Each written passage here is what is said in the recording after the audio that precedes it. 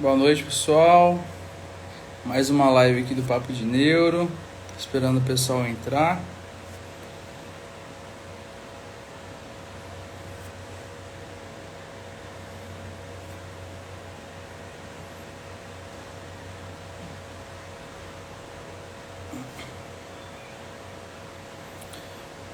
Convidar o...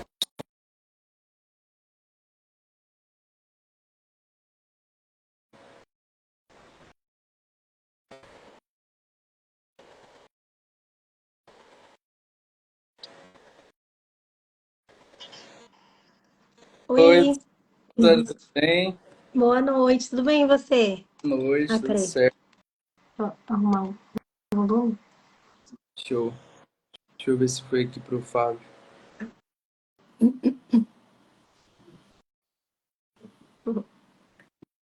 Gabriel Xereta.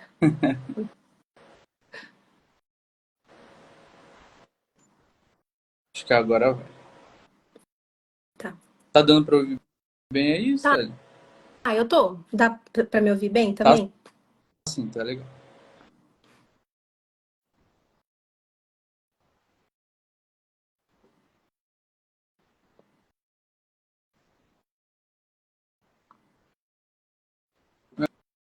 O Fábio não tá conseguindo entrar, eu acho. Não. Deixa eu ver. Acho que agora vai.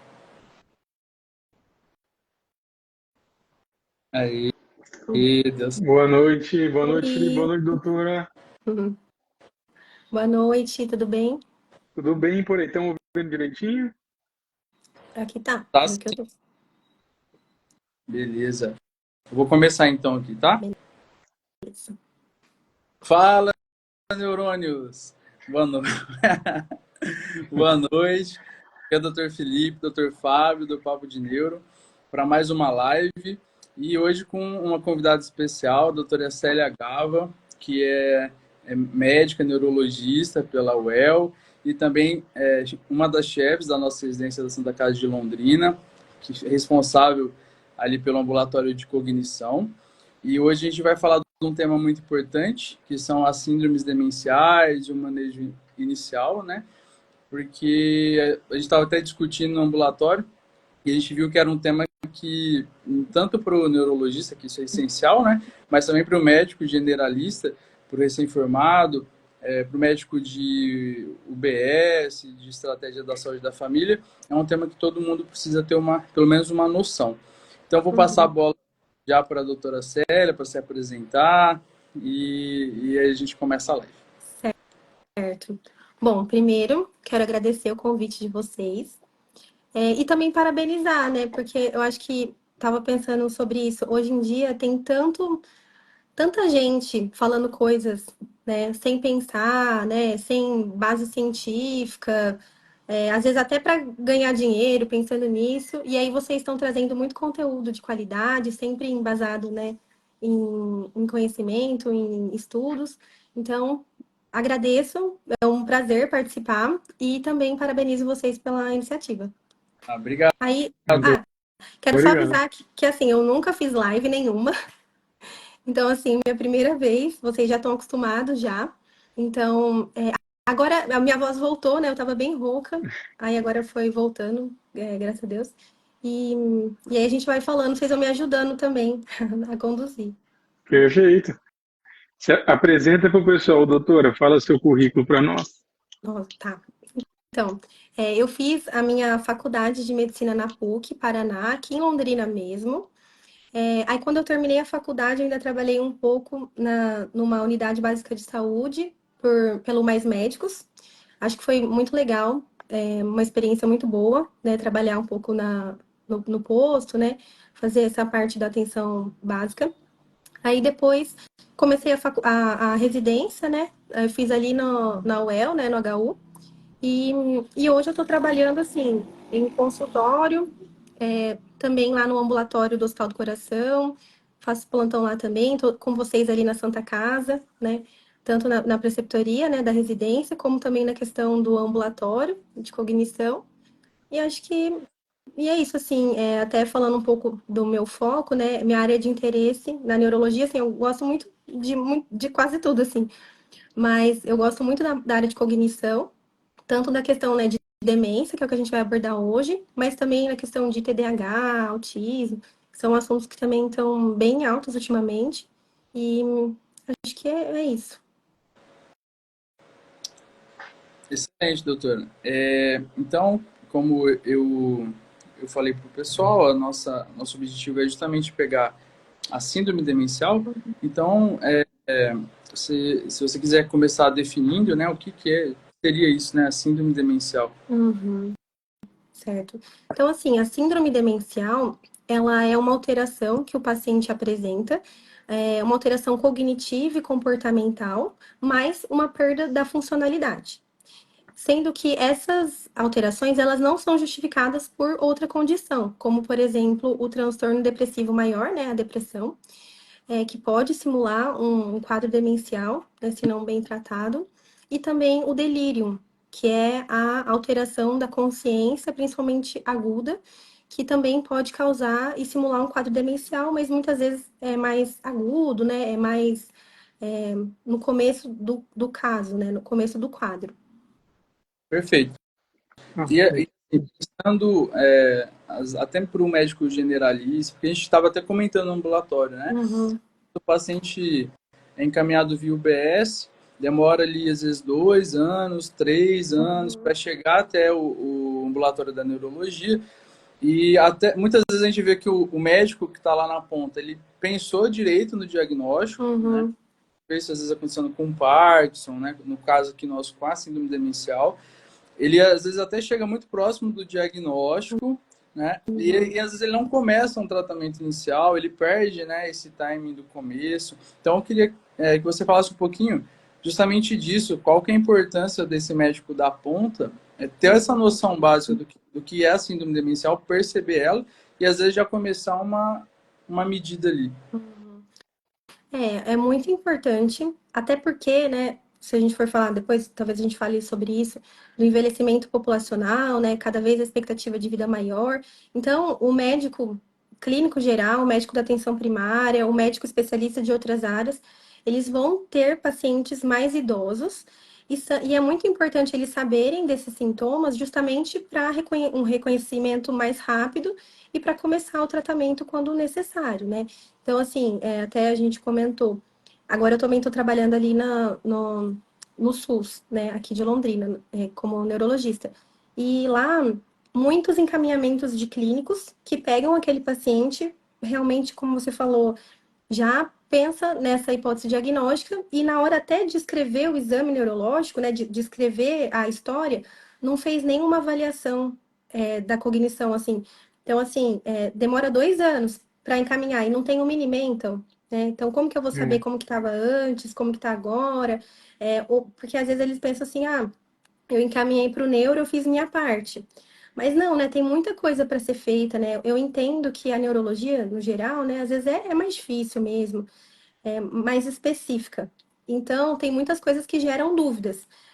Mas por isso que é tão importante o médico ele se informar, ele saber diferenciar, ele reconhecer justamente para encaminhar o quanto antes, para que esse paciente não chegue, às vezes, como chega para a gente, assim, um quadro bem grave, que tá cheio de remédio ali que justifica isso, então também aprender a ver, conseguir reconhecer os remédios que estão fazendo mal para esse paciente. Então, por isso que é muito importante eles identificarem pensando no futuro mesmo do paciente, né? Ah, perfeito. Aproveitando o gancho do que o Felipe perguntou, sério, então, mais assim pro médico generalista mesmo. Uhum. Como pensar em uma síndrome demencial diferenciando de algum outro déficit de cognição em um primeiro momento?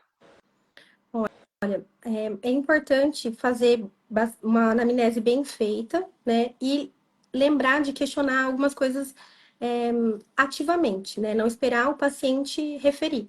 Então, por exemplo, se a gente sabe que para descartar a demência a gente tem que descartar um transtorno depressivo, então pode começar aí, né? Investigando, será que não tem um quadro depressivo? Será que o paciente não está mais triste, mais desanimado, falta de motivação?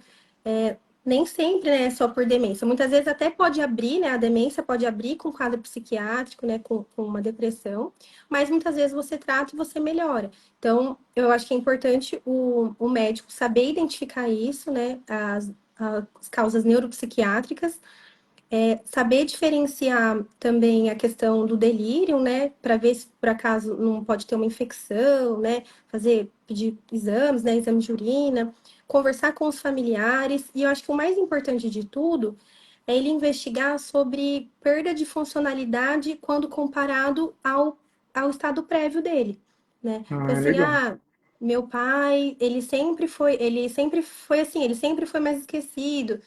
Beleza, então você já tá sabendo ali que é o basal. Ah, não, ele sempre foi mais esquecido, mas agora ele não tá mais conseguindo fazer as coisas. Então, esse é o momento que você precisa pensar, nossa, não, pera, tem alguma coisa errada, né? Se ele tá perdendo função não é normal. Porque a gente sabe que tem muita gente que acaba negligenciando até, né? Assim, tá esquecido, mas é da idade, né? Então, ele tá assim por causa da Hum, idade. Mas, assim, não é. É claro que com a idade, nossa memória realmente pode ter uma redução da memória, mas não tem perda da funcionalidade. Então, se o paciente começa a perder função, é quando o clínico tem que identificar, falar, não, isso aqui não é só uma depressão, né? Isso aqui eu já tratei e não resolveu, ou tem algo a mais, uma alteração de comportamento, que aí eu preciso continuar investigando. perfeito. E falando e pensando, né, um pouquinho mais para frente da síndrome demencial. Então você acendeu a luzinha, né, para o clínico Uhum, sobre uma síndrome demencial. Quais são os principais tipos de demência uhum. que existem, né, para pensar? Bom, tem bastante, assim, né? Mas eu vou me atentar às três principais que a gente vê. Então, a primeira de todas é a doença de Alzheimer. Então, que, na verdade, muitas pessoas até confundem, né? Aí, que, assim, que toda demência é doença de Alzheimer, né? Mas não é. Então, assim, mas a doença de Alzheimer, ela é a mais comum, que então ela tem um, um prejuízo principalmente na questão da memória. Então, o paciente começa a ficar mais esquecido, esquecer fatos recentes, fica repetitivo, e aí começa a esquecer panela no fogo, e aí é quando a família acaba levando, né, para avaliação. Então, acho que uma das principais, realmente, no nosso meio é a doença de Alzheimer. Também a gente tem a demência vascular, que também é bem prevalente, né? Até porque problemas vasculares, infelizmente, é um problema que a gente tem muito aqui, né? Tanto aqui, né? País subdesenvolvido, assim, costuma ter mais. E, e a demência vascular, ela, diferente da demência de Alzheimer, ela tem uma evolução mais lenta. E muitas vezes pode até acontecer a evolução da doença quando tem algum declínio, alguma parte vascular afetada, né? Ou até pós um AVC, pode acontecer também, porque tem, até pela microcirculação, né? Pode acontecer, então, uma falha na conexão principalmente das áreas de associação que tem a ver com as funções cognitivas. E aí, isso vai fazer uma desconexão dessas áreas, e aí o paciente começa a apresentar os sintomas. Principalmente quando pega mais a área da ínsula, pode ter mais sintomas também. Então, assim, é um paciente que você vai abrir a, a receita dele, e ele usa um monte de remédio, que aumenta o risco, né? Que assim, principalmente diabetes. Um paciente hipertenso, aí você pede a ressonância, vem bastante, ou a tomografia vem bastante microangiopatia, que a gente já começa a ver a doença dos pequenos vasos. E então, assim, que vai cursar basicamente também com um declínio cognitivo, né? Pode ter questão da memória também, mas que não é tão. Que acaba sendo uma evolução mais lenta que a doença de Alzheimer, né? E a outra demência mais comum que a gente tem aqui, a terceira, que é mais comum, é a demência por corpúsculo de Levi, que é uma demência já que tem a ver com outro tipo, né? Então, enquanto a demência de Alzheimer, ela tem a ver mais com depósito de proteína beta-amiloide, tal fosforilada, degeneração, né, celular, é, e a e a vascular, mais por questão de microangiopatia, doença dos vasos, a demência por corpúsculo de Levi, então, tem uma alteração da alfa-sinucleinopatia, né? Uma alfa-sinucleinopatia, né? E que ela compartilha até isso com a doença de Parkinson. E em alguns casos pode até confundir um pouco, né? Será que é uma demência da doença de Parkinson? Ou será que é uma demência, né, de uma doença do corpúsculo de Levi? E aí esse paciente, ele geralmente ele vai apresentar uma agitação, né?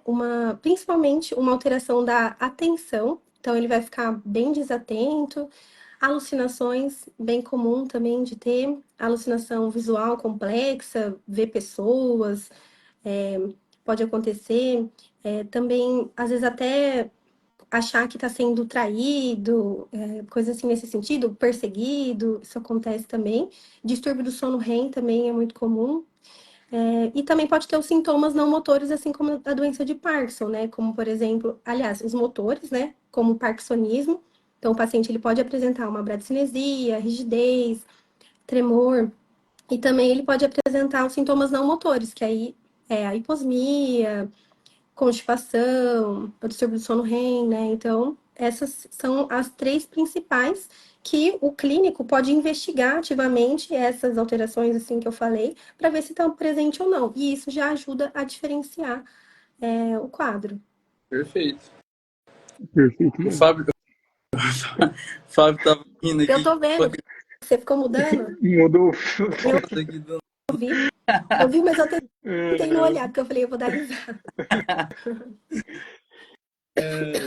ô, Célia, aproveitando esse gancho aí, teve uma pergunta aqui da Gisele, que ela perguntou, você consegue ver aí, Felipe, pelo Papo de Neuro, que eu não consigo ver. Aqui, ó. Uma pessoa que apresenta quadro depressivo desde a adolescência pode apresentar demência na fase adulta? Idosa? Seria essa a pergunta? Isso, daí eu só queria complementar, de fatores de risco gerais, igual você comentou da demência vascular, são os Uhum. fatores que a gente conhece bem, né? Hipertensão, diabetes e tal.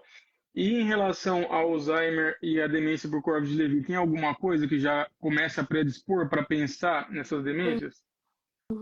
Tá, aí você quer que eu responda a pergunta Isso, pode ser. primeiro?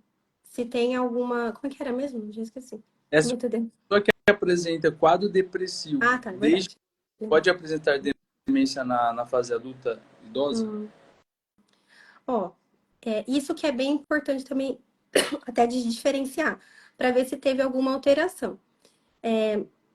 No geral, o que pode acontecer, assim, a depressão é sim um fator de risco, que está até na lista, né, dos fatores de risco que tem, e muito por conta de isolamento social, né?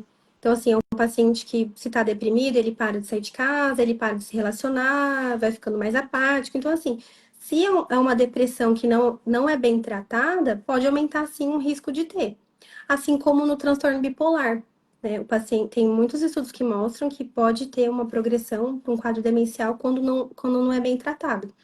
Então, assim, pode sim influenciar, é um fator de risco se ela não for bem tratada. Não é que vai, se você teve depressão em algum momento da vida, que isso vai aumentar a sua chance de ter. Na verdade, é se ela não está bem tratada, né? E aí, falando sobre os fatores de risco, antes até tem um estudo que lançaram até esse ano, né? Antes eram 12 fatores de risco, hoje se fala em 14. Não vou lembrar de todos de cor, acredito, né? Mas, assim, uma pincelada. Então, como o Fábio estava falando, os fatores de risco cardiovasculares são os principais mesmo, com atenção à diabetes. Então, uma diabetes que não está controlada, ou um paciente que faz muita hipoglicemia também é bem nocivo, né? Então, diabetes, pressão alta, colesterol, principalmente o aumento do LDL, obesidade, inatividade física, paciente sedentário, a depressão que a gente falou, consumo de álcool, bem importante, a gente vê bastante isso, né? Paciente etilista, pesado, que acaba evoluindo com quadro demencial. TCE também, né? O trauma crânioencefálico pode predispor. Tabagismo, né? Acho que eu já comentei. Então, assim, por que que é importante a gente saber desses fatores de risco? Porque esses fatores de risco que a gente falou são fatores de risco modificáveis. Porque esse trabalho trouxe justamente isso, que aproximadamente 45% dos casos de demência, eles poderiam ter sido modificáveis se Nossa. tivessem né, cuidado, né? Então, por isso que é tão Bastante coisa, importante né? isso a gente saber hoje, né? Porque, assim, uma das perguntas que mais se faz no consultório é: doutora, o que que eu tomo? O que que eu faço para não ter demência? Né? Aí você fala, né? Aí você pergunta assim: faz atividade física? Não, né? Se alimenta bem? Não. Então, assim, é complicado isso, mas por isso que é tão importante a gente sempre falar, a gente saber, a gente orientar, o clínico saber também orientar. Na dúvida, prescreve atividade física, uma boa alimentação, checa os exames e controle das doenças de base. Então, por isso que é primordial, porque assim, pode não evitar da pessoa, né, desenvolver a doença, mas com certeza pode fazer com que progrida mais lento, que apareça depois, né, porque é multifatorial, né, a maioria das doenças, das demências. Tem as genéticas, né, mas a maioria é multifatorial, né, tem muitas multifatoriais que aí dá para cuidar para evitar de ter. Ah, perfeito. Aproveitando esse gancho, então, que dica você daria para o clínico, principalmente o generalista, investigar na anamnese e exame físico já para direcionar para a demência? Ó, na anamnese, então, é importante que tenha um familiar presente para que ele ajude a chegar ao diagnóstico, né? Porque muitas vezes o paciente não tem um insight, né, da doença. Na verdade, é difícil, né? Quando o paciente procura que está esquecido, muitas vezes, né, não tem alteração. O problema é quando ele não percebe que ele está esquecido e o familiar traz. Então, assim, o médico clínico, ele precisa avaliar, então, se o paciente está mais esquecido, se está repetitivo, se ele tem alguma alteração comportamental. Ah, antes ele não fazia isso, agora ele fala coisas inadequadas, parece que está sem filtro. Ou o paciente está mais deprimido, ou perdeu empatia. Agora, assim, para ele, você fala, ele gostava de brincar com os netos, agora não se importa. Gostava de fazer alguma coisa e agora para ele não. Ou você conta alguma coisa para ele, ele também fica assim, apático mesmo. Então, assim, é importante perguntar essas questões na história. Em relação à funcionalidade, algo que é muito importante perguntar são nas pequenas coisas, né? Porque como a gente comentou antes, muita gente fala assim: ah, meu pai tá assim por conta da idade, né? Porque tá mais idoso, né? Só que assim, antes ele tomava os remédios sozinho, hoje ele já não toma mais, então precisa de ajuda para tomar os remédios. Ele precisa de ajuda, né? Você pode perguntar se ele precisa de ajuda para sair de casa. Ah, antes ele conseguia sair, agora saiu, ele se perdeu. Não está mais cuidando das finanças da casa, né? Então você pergunta também, tá tendo dificuldade para cuidar das finanças, né? Acho que essas são perguntas muito importantes. E também a questão dos medicamentos, né? Tomar cuidado com os medicamentos anticolinérgicos, ou que o paciente faz uso contínuo, ou que o paciente às vezes nem sabe, né? E fica tomando lá, acha que não é nada, e no fim tá sendo nocivo. Por exemplo, o Miozan, né? Ciclobenzaprina pode causar. A amitriptilina, que é muito comum, benzodiazepínico. Então, tentar descartar, né? Então, se chega para o clínico, já tenta, e já tem essa queixa, então pode tentar já trocar o remédio por algum outro. Então, acho que basicamente é isso. Histórico familiar é importante, hábitos e vícios, né? Justamente para você já direcionar se teve algum histórico de AVC, quais são as doenças de base. E aí, no exame, né? Acho que você perguntou já do exame neurológico. Isso, do exame físico. Tá. O exame físico que o clínico pode fazer, acho que primeiramente é fazer para ver se tem algum déficit neurológico focal, alguma sequela de um AVC, né, uma paresia, algo do tipo. Aí talvez seja um pouco até do clínico, né, do neuro, né? Mas assim, pode ter a presença de reflexos primitivos, né, principalmente, ou de liberação frontal, tanto pacientes com degeneração frontotemporal, quanto pacientes em fases avançadas da doença.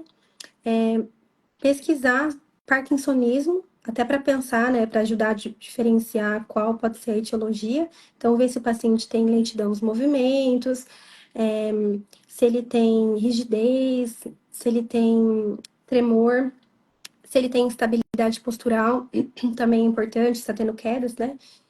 Outra coisa também é a marcha, muito importante, até para diferenciar uma HPN, né, uma hidrocefalia de pressão normal. E a motilidade ocular também pode ajudar, né? A diminuição do olhar vertical também pode acontecer. Então, assim, tem para o clínico e tem para o neuro, né? Na dúvida, vai acabar encaminhando, mas do parkinsonismo, por exemplo, e da marcha, acho que é uma coisa que ele pode ver. Ah, perfeito. O que mais? Aí, aproveitando o gancho dessa pergunta, Felipe, já vou fazer uma próxima então da sequência. Aí que exames ele poderia solicitar já por exemplo, na unidade básica de saúde? Pensando em delírio, ele pode pedir uma urina, né, um hemograma para ver se tem alguma alteração, um PCR. Mas claro que muitas vezes já faz muito tempo que o paciente está assim, né? Então não vai ser mais a nível de pronto-socorro.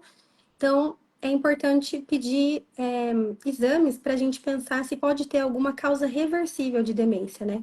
Como, por exemplo, se tem alteração no hemograma, alteração da função tiroidiana, a vitamina B12, né, a Bem deficiência está muito importante, né? relacionada a isso, que às vezes o paciente nem sabe, né? E uremia, né, alteração de função renal, de função hepática, eletrólitos.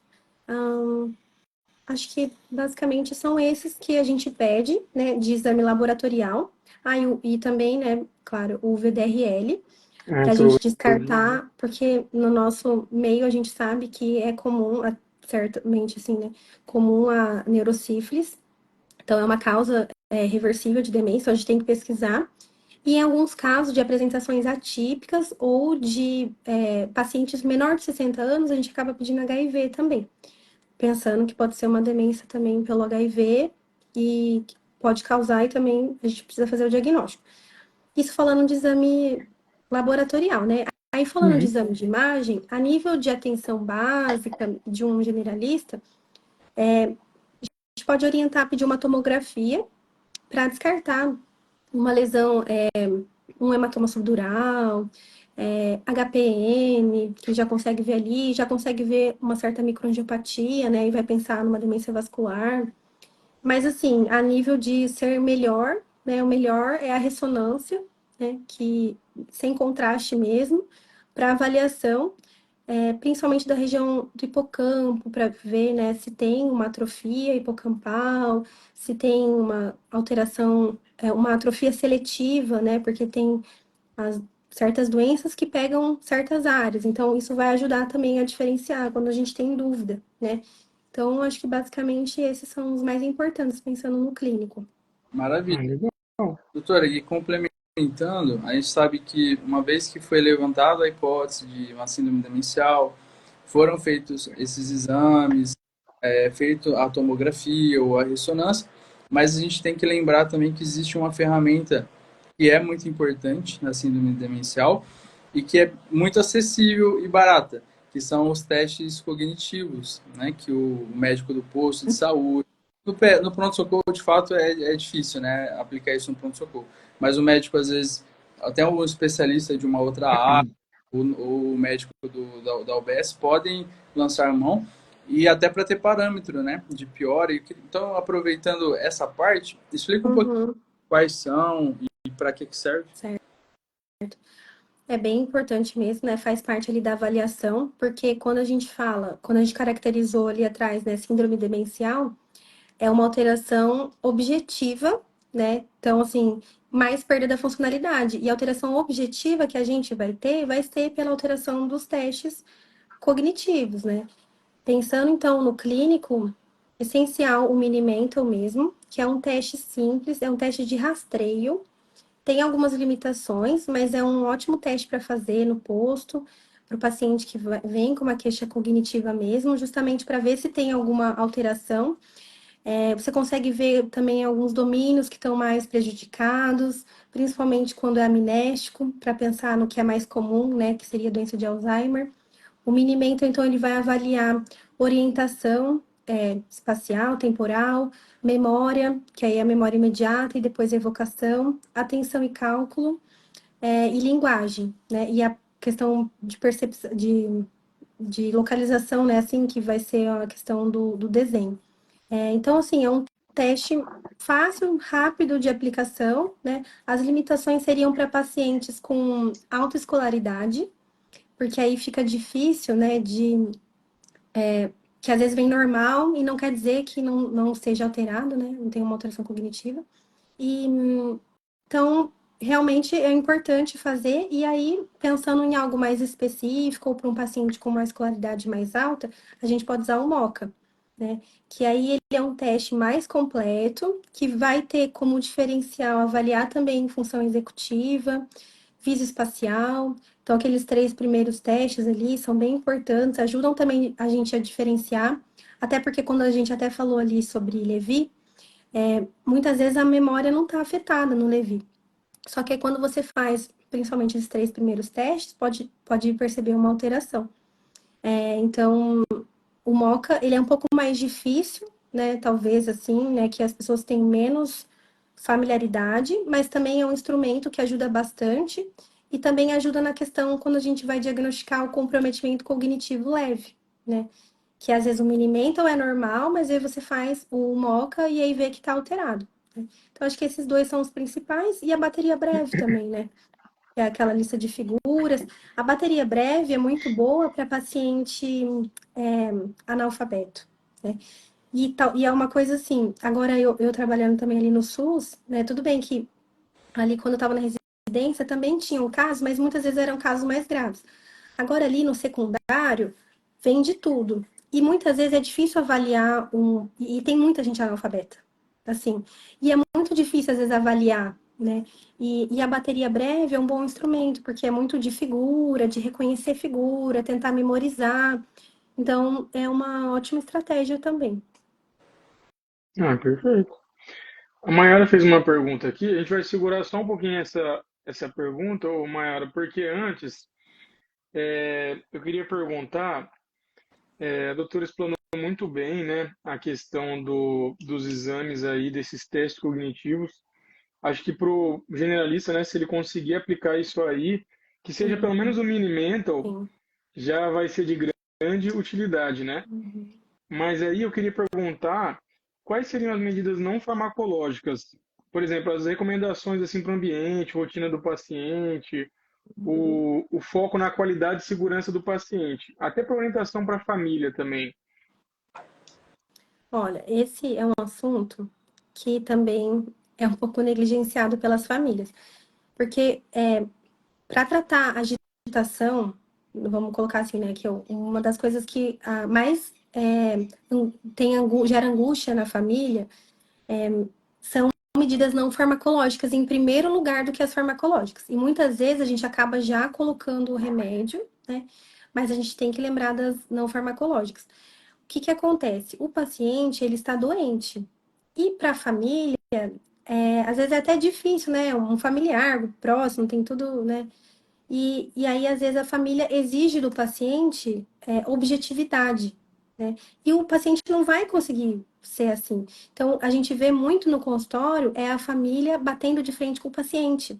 Sim, eu já te falei isso, eu tenho que ficar repetindo que você está na sua casa, que precisa tomar banho. Então, assim, isso estressa muito, tanto o próprio paciente, porque não está entendendo o que está acontecendo, quanto o próprio familiar, que se sente desgastado, né? Ou até o paciente, ele pode começar a falar coisas, né, que começa a ofender. Então, assim, é importante a gente lembrar disso, assim, de não enfrentar, de entender. O familiar tem que estar. Por isso que eu acho que na consulta a gente tem que explicar muito bem para o paciente, principalmente para a família, né? Porque é a família que vai lidar, né? 24 horas. A gente tem ali um contato rápido, 1 hora no dia. Mas quem vai ter o contato diário é a família. Então, por isso tem que tirar todas as dúvidas e explicar, falar assim, olha, o paciente está doente, a gente precisa agir de uma maneira, né, sabendo das limitações, né? Então, eu acho que isso é o principal. Mas, claro, também pensando em questão física, a gente tem que evitar quedas, né? Então, conferir ambiente em relação a tapete, a mesas no centro que vão atrapalhar a mobilidade. Você pode também preparar a sua casa, em casos mais avançados da doença, também colocar barras para ajudar o paciente a se segurar na hora do banho, principalmente, né? que pode escorregar. Tem muito estudo também falando sobre musicoterapia, que pode ajudar também. A música tem um papel importante nisso. Exercício físico e também pensar em ocupar a rotina desse paciente de alguma forma. Porque também, às vezes, você pergunta o que o paciente faz? Nada. Fica o dia inteiro na TV. Não, vamos tentar estimular, fazer alguma coisa diferente dentro das limitações dele, mas isso também acaba ajudando como se fosse dissipar um pouco a energia do paciente. Acho que basicamente é isso. Perfeito. Não sei se vocês já viram alguma outra coisa. Faltou eu falar alguma coisa? Não, acho que é isso mesmo. Ficou bem completo. Bem completo. Eu acredito que o próximo passo, até em confluência à pergunta aqui vamos acabar entrando no tratamento farmacológico, né? O que seria aí o principal? Quando é o melhor momento para iniciar? Tá. Eu acho que é legal ter falado do comprometimento cognitivo leve, que foi uma coisa que a gente não abordou, mas é muita coisa, né, para falar. Mas, assim, então, o comprometimento cognitivo leve é quando o paciente, ele tem uma alteração objetiva, mas não tem uma alteração na funcionalidade. Então, não configura um quadro demencial. Então, a gente faz um minimento, a gente faz um MOCA e esse exame e esse teste está alterado. Mas quando você pergunta, ele faz tudo sozinho, ele não precisa de ajuda para nada. Então, não é um quadro demencial. Nesses quadros, não tem indicação de usar nenhum remédio. Não tem indicação de entrar com os medicamentos que a gente usa no quadro demencial mesmo. Até recente, no congresso que teve de Alzheimer, eles abordaram sobre outros medicamentos, né? Se teria algum benefício. O único que realmente tem benefício no comprometimento cognitivo leve são os pacientes que têm uma homocisteína alta e uma deficiência de B12. Aí teria a indicação de você deixar a vitamina B12 mesmo como precaução, assim, como preventivo. Mas é só isso, porque o resto eles testaram, mostraram estudo com ômega 3, creatina, várias outras coisas e não tem estudo que comprova. Então, a princípio, então, não tem. O que você pode fazer é justamente isso que falou, né? Que a Mayra falou, que é controlar os fatores de risco, né? Então, estimular atividade física, estimular uma alimentação saudável, controlar a pressão alta, diabetes, tudo isso ajuda. E aprender coisas novas, né? Que isso também é legal, o estímulo, um novo estímulo. Então, de repente, o paciente que vai ajudar na jardinagem, né? Consegue um novo hobby, ler, estudar uma nova língua. Então, tudo isso acaba que também ajuda, né? Isso no tratamento farmacológico. Agora, assim, então, do comprometimento cognitivo leve, não tem evidência, então, da gente começar nenhum remédio. É mais observação mesmo. Agora, no caso de demência, aí sim, aí vai depender da etiologia da demência. Aí a gente tem indicação, sim.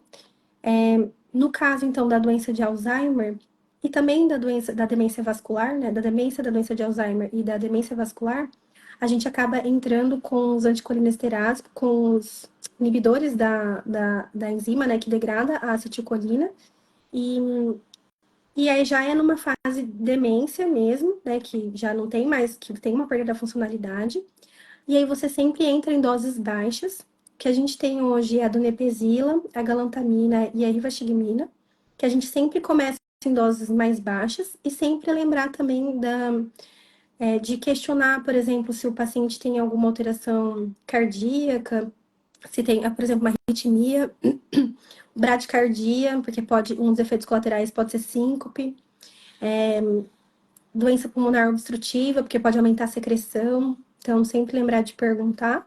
Isso em casos leves. Em casos moderados, que o marco da doença é quando o paciente não consegue mais se vestir sozinho, né? Ou quando ele não consegue se vestir de maneira motora, mesmo por questão motora, ou por questão de usar roupas inadequadas, né? Roupa suja, tá sempre com a mesma roupa. Aí a gente acaba entrando com a memantina, que é outro remédio que ajuda. E assim, muitas vezes a gente quer controlar a agitação desse paciente. E às vezes, quando a gente começa essas medicações, a gente consegue controlar.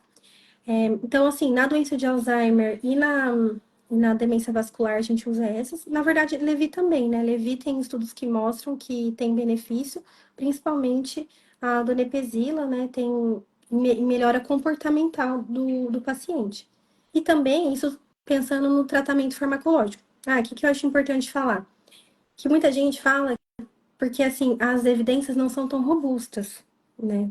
E realmente, assim, não são tão robustas, mas tem um estudo que mostra que, por exemplo, quando o paciente começa a usar esses remédios, reduzem até 5 anos.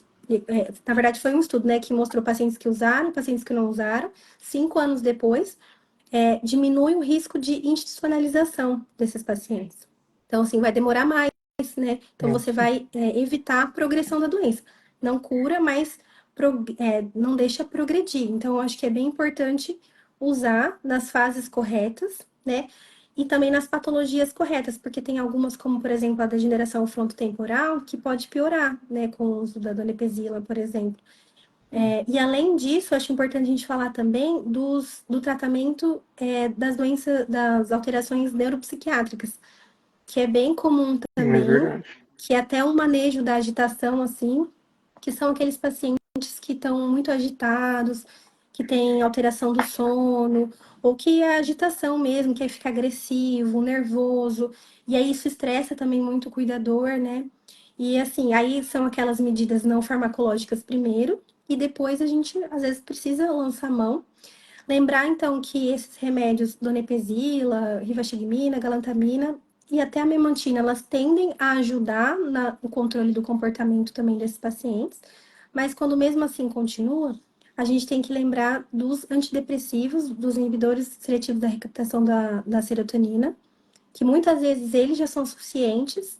E aí, assim, terceira opção são os antipsicóticos, que muitas vezes a gente acaba usando antes, mas os antipsicóticos tem estudo também que mostra que aumenta o risco cardiovascular. Então, tomar cuidado, principalmente com risperidona, aldol, né? Se for usar algum, preferir os atípicos, como por exemplo a quetiapina e a clozapina, que vai ter menos efeito extrapiramidal para o paciente, né? Então, acho que é importante a gente falar, e claro, o benzodiazepínico, não controla. O que mais? Muito bom. Dentro dos medicamentos, assim, tem algum, além dos benzodiazepínicos, que costuma ver bastante os pacientes idosos tomando, principalmente os pacientes com demência, que fazem mais dano para o paciente do que ajudam de fato? Olha, acho que o campeão no SUS é a amitriptilina. Acho que a amitriptilina é o que é mais usado, porque os pacientes. Porque assim, a amitriptilina é um ótimo remédio. Agora, assim, o paciente está há 30 anos com a amitriptilina. Então, não é possível que não controlou, que não ajustou, que não trocou, entendeu? Acho que o remédio vai ficando. Então, a amitriptilina, outra é o Zolpidem, que é um remédio que ele Hum, veio com uma promessa muito boa de substituir os benzodiazepínicos, né? Mas na verdade a gente vê que eles têm efeito ruim, né? Principalmente na cognição, quando tomado. Eles são ótimos pontualmente, né? Numa insônia aguda.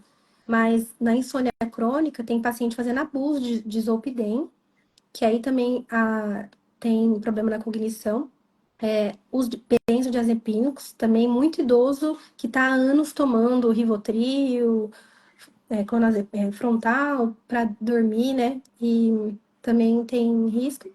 Acho que basicamente esses são os principais que me veio na cabeça agora.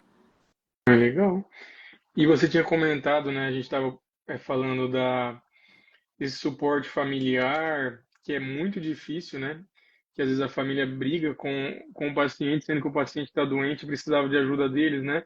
Uhum, Você teria alguma orientação mais específica para os familiares nesses casos de demência? uhum. Olha, eu acho que não tem uma orientação específica. Eu acho que é mais realmente que ele tem que entender as limitações do paciente e que não tem como exigir algo dele que ele não pode dar, né? Eu acho que talvez, na verdade, a orientação que teria é que esse cuidador também tem que se cuidar, né? Ah, Porque legal. também isso acontece muito. às vezes a gente acaba sendo até muito psicólogo durante a consulta para tentar intermediar, para tentar, né, ver o que está acontecendo. Então, eu acho que assim, por isso que eu falei de ser muito claro com a família, porque se a família tem dúvida do diagnóstico, porque, claro, a gente também pode ter dúvida do diagnóstico, né? A gente sabe que depois a gente não entrou na parte de biomarcadores, de coisas mais específicas. Mas pela clínica a gente pode ter dúvida também. Mas o que eu falo é justamente ser claro com a família, né? Tirar todas as dúvidas, esclarecer que tem coisa sim para ser feita, né? E que ele tem que se cuidar também. Porque não adianta só ele ficar também estressado, sobrecarregado, às vezes tem que ver como que tá essa rede de apoio, né? Se tem mais alguém que pode ajudar, dividir, tudo isso. Acho que é importante falar para a família. Legal.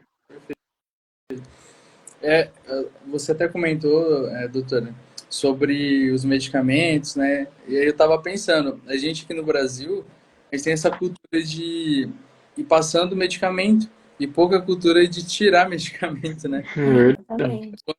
Nos nossos ambulatórios a gente está vendo bastante isso, que é muito, às vezes é mais importante você tirar o remédio do paciente do que passar um outro, né? Não, com certeza.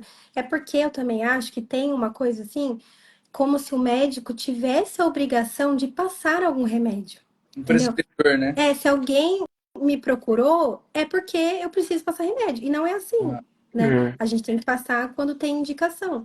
Justamente, né? Quantas vezes a gente pega aquelas receitas frente e verso, 12 remédios, gente, não tá tomando, não tá tudo interagindo. Isso porque quando não vem com os anticonvulsivantes, né? Verdade. Fenitoína, fenobarbital, isso porque eu também não entrei nesse mérito. Mas assim, realmente, a gente muitas vezes acaba prescrevendo muito, mas também a gente tem que saber tirar, né? A gente tem que. Por isso que é importante ter um plano de ação. Uma demência avançada, muitas vezes é difícil, né? Tanto é que não tem muito certo e errado de você tirar ou não o remédio. Você vai mais pela clínica, assim. Mas a gente tem que realmente ter um objetivo quando usa algum remédio, né? Quando começa algum remédio. Perfeito. Abrir aí, pessoal. Agora quiser perguntar mais, pode ir mandando, que daí agora a gente costuma deixar mais ou menos 1 hora a live, aí teria um tempinho para ir respondendo as perguntas. Uhum. Sabe uma pergunta que eu acho que é boa de responder, que ninguém perguntou? mano. É assim, porque eu acho que o que mais as pessoas perguntam é que o pai teve Alzheimer, a mãe teve Alzheimer, eu quero fazer um teste. Eu vim porque eu quero fazer um teste para Legal, ver verdade. se eu posso ter também, né? Então, eu acho que isso é legal do clínico também orientar, né? Tanto a gente quanto o clínico falar sobre isso. Que, na verdade, né, como a gente também comentou já, é multifatorial, né? E você ter alguém na família que tem a doença, ela pode até aumentar o risco. Mas se você fizer o cuidado daqueles fatores de risco que a gente conversou, diminui a chance de manifestar. A não ser nos casos que tem a ver com a genética, né? Então, por isso que é importante você perguntar, tá, o pai teve Alzheimer. Com quantos anos começou? Começou com 80 anos. Então, assim, não é genético, é multifatorial, provavelmente, o dele. Então, provavelmente não vai ter um aumento do risco. Não, mas foi menos dos 65 anos de idade. Aí sim, aumenta o risco de ter algo genético mesmo, mas não existem testes para serem feitos. Talvez isso mude ainda, até porque até a classificação de Alzheimer, né, o diagnóstico, ele é feito por ter ou não amiloide, e isso pode acontecer até 20 anos antes de manifestar a doença. Então, para você classificar como portador da doença de Alzheimer, basta você ter o amiloide, né, menor de 65 anos com a presença do amiloide. E às vezes só 20 anos depois vai manifestar. E às vezes nem vai ser disso também, que a pessoa vai morrer. Então, assim, não tem indicação de testar ninguém, testar a família, tá? A não ser casos específicos que aí a pessoa, que a pessoa tem sintoma, né? Então, assim, se a pessoa tiver sintoma, aí você também investiga. Mas sem sintomas, não, por enquanto não. Pode ser que depois mude no sentido assim, testar o meu familiar. Para ver se é uma DFT, para ver se é uma doença de Alzheimer, para eu saber o que meu pai ou minha mãe teve, para que depois, no futuro, né, se existir algum trabalho sobre isso, né, eu saiba identificar e de repente até entre num estudo, né? Mas isso não é de agora. O do dia a dia não tem teste, é controle de fator de risco. Aproveitando o gancho, me mandaram uma pergunta aqui. Não foi uma demência que a gente comentou, mas você acabou falando agora da DFT. Quais são os principais sintomas da DFT, para pensar nela? Uhum. A DFT é uma doença que ela pode ter dois principais fenótipos, vamos colocar assim, né? Pode ter alteração da linguagem e pode ter alteração também do comportamento. O que a gente mais conhece, né, quando a gente pensa em DFT, né, é naquela parte na comportamental, em que o paciente começa a fazer coisas que antes ele não fazia, principalmente ficar mais desinibido, né? Então, assim, um paciente que era muito quieto, agora tá falando com todo mundo, vai no restaurante, vai em outras mesas conversar, ou fala coisas inadequadas, tipo assim, que a pessoa tá com sobrepeso, que a pessoa não tá bonita, coisas que, assim, a gente tem que ter um filtro, né? Não são críticas construtivas. Então, assim, principalmente é esse, mas também pode ter muita alteração de linguagem, né? Como a afasia progressiva primária, que ela pode ser semântica, né? E também a doença de Alzheimer também pode ter da linguagem, mas é outro fenótipo, né? Mas basicamente, acho que falando da DFT, o principal, assim, que a gente acaba falando é da frontotemporal, que tem atrofia na região frontal e temporal. E uma Maravilha. incidência mais jovem, né? Mais jovem, mulher, menos de 65 anos, que é mais comum mesmo de ter. Mas, assim, existem também demência de Alzheimer pré-senil que se manifesta como uma DFT. Então, assim, por isso que a gente fala assim, na dúvida diagnóstica, se você tiver o recurso, o ideal seria a coleta de líquor. Então, assim, o paciente menos de 65 anos. O ideal seria coleta de líquor com pesquisa de beta-amiloide e tal fosforilada, para ver se realmente tem. Porque se não tiver o amiloide, você exclui a doença de Alzheimer, né? Então, que aí ajuda bastante no diagnóstico, você consegue pensar em outras coisas. Perfeito. Perguntaram aqui, doutora, a Mayara, qual o tratamento da demência frontotemporal? Então, na frontotemporal não tem um tratamento específico, né? Então, diferente, e na verdade, o donepezila, né? Os remédios que a gente usa para tratar na doença de Alzheimer, eles pioram a DFT. Então, assim, tomar muito cuidado. O que tem, assim, se você for ver em estudos, o que traz é que o melhor medicamento seria a trazodona. Mas isso é porque tem estudos sobre a trazodona, né? No geral, a gente acaba controlando os sintomas da DFT, né, como esses assim que eu falei, né, de desinibição e tal, com inibidores seletivos da recaptação da serotonina. Então, por exemplo, às vezes o paciente que está mais nervoso, mais desinibido, você pode entrar com um estalopram, por exemplo, que tende a controlar o sintoma. Porque aí o que você vai fazer na DFT é você vai controlar os sintomas desse paciente, melhorando a qualidade de vida, né? Não quer dizer que não tenha nada para ser feito. Então, basicamente, é esse o tratamento. Perfeito. Mandaram uma pergunta aqui na caixinha de perguntas da live. A Conceição Bravo mandou. Doutora, mesmo que eu esteja me sentindo bem, mas seria interessante fazer algum exame como prevenção para saber se tenho probabilidade de ter demência no futuro? Você já até comentou um pouco. Acabou de falar. Assim, em relação. É que eu acho que eu acabei já falando, mas dando numa pincelada assim, não tem nada para fazer em específico e também não tem indicação de rastreio de rotina, assim, eu vim para ver se eu posso ter. Porque a gente só vai tratar no caso de sintomáticos, né? De pacientes sintomáticos. O que pode acontecer é o paciente estar se sentindo mais esquecido, e aí por isso ele procura e a gente avalia, e aí pode ter uma deficiência de uma vitamina, né? Como a gente comentou, naqueles exames de sangue, né? Não pensando numa doença neurodegenerativa mesmo, pensando numa causa secundária. Então, assim, não tem uma indicação formal de investigação. Mais uma de DFT.